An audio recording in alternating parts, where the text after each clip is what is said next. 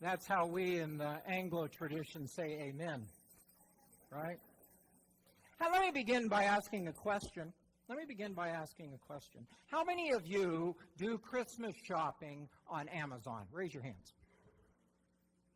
Raise them high. How many of you do most of your Christmas shopping on Amazon? Not quite as many, but a lot. How many of you, for practical reasons, buy gift cards and send them off to relatives or friends or whatever? Raise your hands. And, of course, we push that at the church, right, because we have that. But raise them up. Let me see. Yeah, quite a few people. It's interesting. And why not do that? It's quick and it's easy and it's manageable, and often it's cheaper, is it not? You can sit in your kitchen with your cup of coffee, in your pajamas, and you can scratch yourself and order whatever you want. And it's shipped to your front door. And with gift cards, when you give somebody a gift card, if you know them well, they get to purchase whatever they want at exactly the place they want. It is perfect. It fits our lifestyle too, doesn't it? It's perfect except for one thing. It removes the experience of gifting. Well, what do I mean by that? Part of the gift is the investment of oneself in the experience of going and getting and picking something out. That is something that our culture and our time and our age, in the desire for convenience, we've eliminated. We do it because it's easy. And yet part of giving a gift just might be that it can be hard. You see, Christmas is as much about the doing, the experience of doing, as it is the experience of getting, or should I say getting it done. A lot of times it's like, okay, I've got these people to give to, I've got a checklist, done. And then we brag to our friends that we got our Christmas shopping done 2 weeks ago. Do you see what I'm talking about? It's about getting it done, which eliminates something with the gift. And it eliminates the experience of being involved in that gift. I remember as a kid, we lived in a small farm town, Ritzville, Washington, 60 miles outside the city of Spokane. And one day, before Christmas, the whole family would get in the DeSoto, and we would drive to Spokane to do all our Christmas shopping. You got one day to get it done.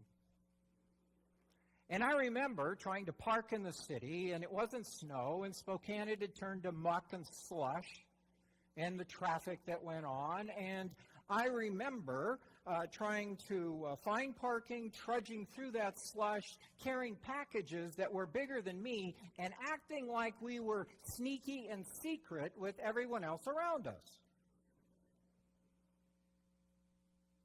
It involved not just getting gifts, but it also involved getting impatient, getting frustrated, sometimes getting in arguments with one another. That was all mixed in with doing it. But I also remember that for a break in the middle of the day, we would go to Woolworths. Do you remember Woolworths? And we'd go up to the lunch counter and get a fountain Coke, and they would squirt the cherry in it. And at the end of the day, in celebration before we went home, we all went to the Bon Marché, which is Spokane's version of Marshall Field's or Macy's, to look at the animated characters in the windows that were all decorated. Anybody else do anything like that? Do you remember it? You know, I can't remember one gift, but I remember that. You know, the gift felt important at the time, but long term, I don't know where they are. I don't know what they were. What I remember are the trips. I remember the doing of Christmas, the experience of it all. And what I want to say to you is that experience, that feeling, that memory is not merely the essence of this holiday, but it is a flashing illustration, a big, bright, flashing illustration of what life should be about. There's an old saying that says, everybody dies, but not everybody lives. Everybody dies, but not everybody lives. Which is precisely how Dickens begins his Christmas Carol. The very first line in that book is, Marley was dead. Isn't that an interesting way to begin a story? Marley, Scrooge's partner for his adult life, was dead. That's what tees up the story. And in doing so, Dickens challenges his reader, and he challenges people for generations since, to think about what is the bottom line for which we exist. If that's the fact, what's the stuff before it? For Scrooge, everything was measured in his accounting at the end of the day. For him, it had to be tallied and measured and added up and put away. That's who he had become, which is diametrically opposed to what Jesus taught. Jesus did not tell us that life can be quantitatively measured at the end of the day, but by what we decidedly do with each and every day.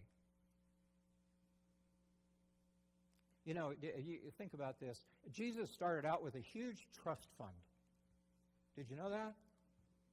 Huge trust fund.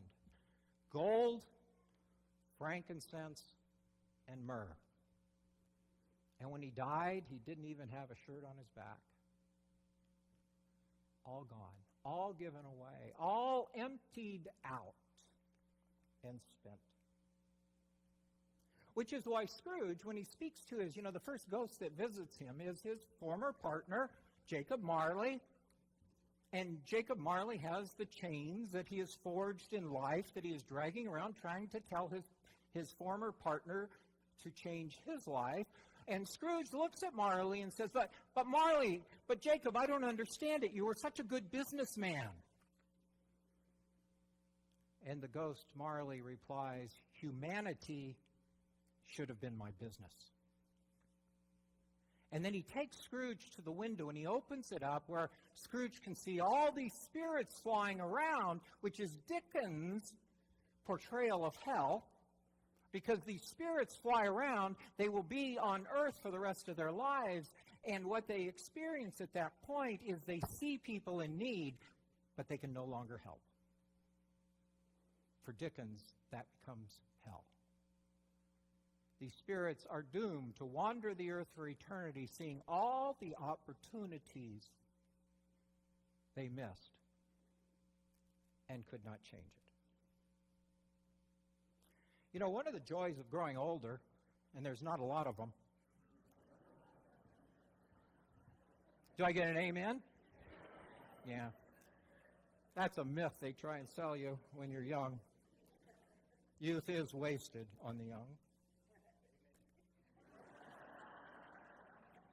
And I do mean wasted, right? They got way too much of it.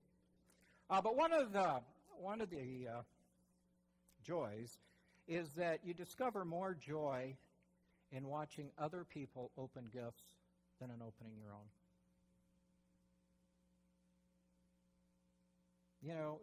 To see the smiles and the laughter, and the feeling is just outstanding. The challenge is, don't you see, the challenge is to broaden that. Because it's easy to give to people you know and love and feel are worthy of your giving. But we as people of faith are challenged to broaden that so much that we are willing to give to people we feel are maybe unworthy and unknown to us. in our giving.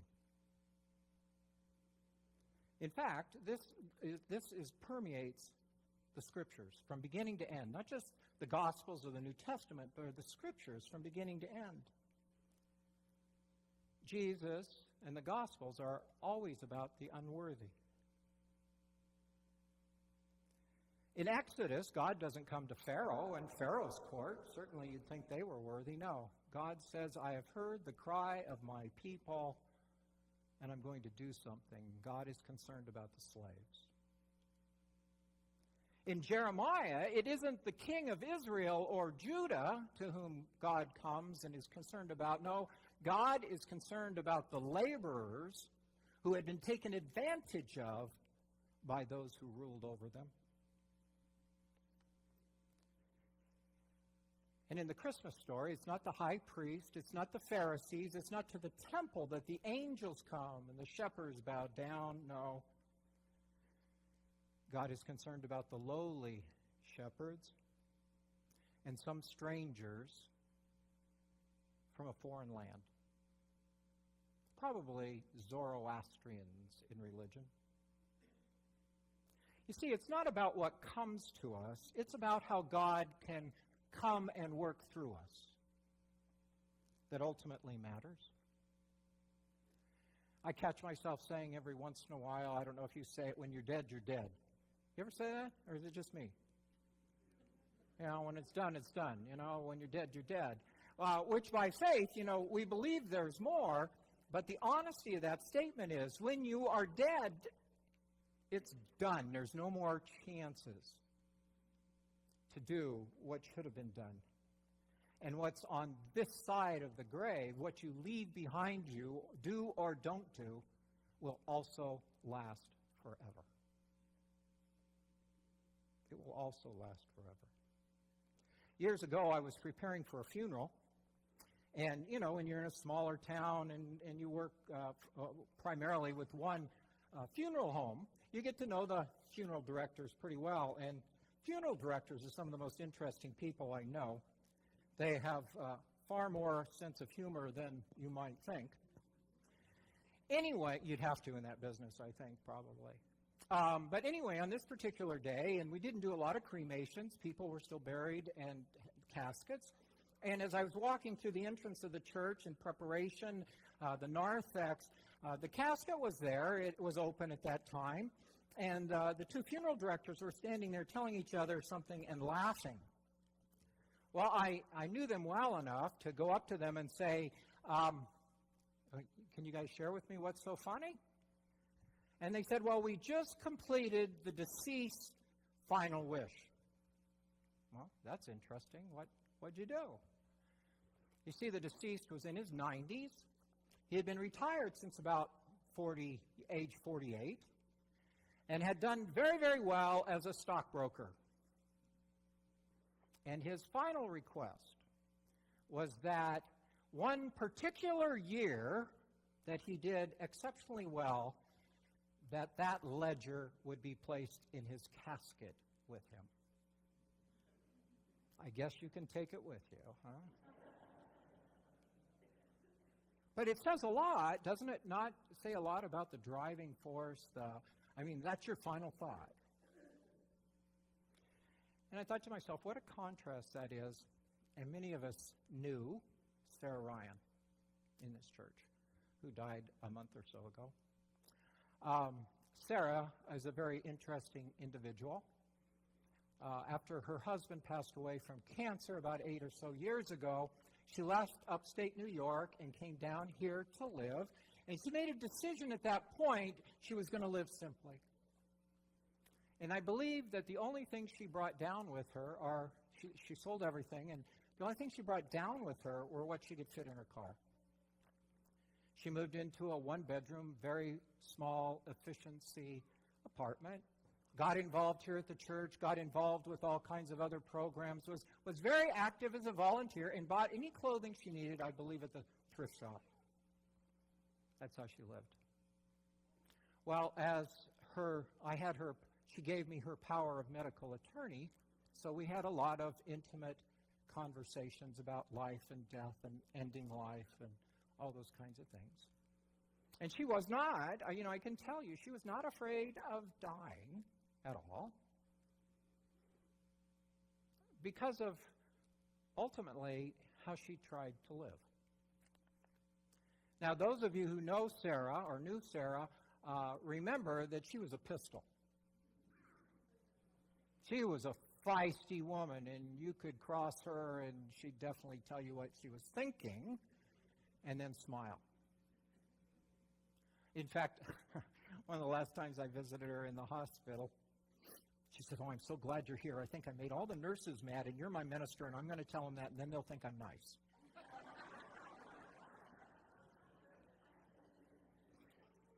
That's just who she was.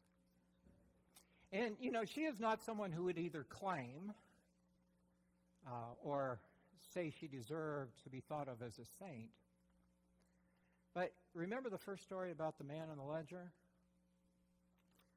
Sarah's last wish was that all she left behind be given to charities. And I don't mean normal charities. Hospice is usually top of a lot of people's lists, but all kinds of odd charities that no one else would think about. She didn't want a funeral. She didn't want any recognition. She just desired something more. She wanted the sum total of her life to be about something more important than just her.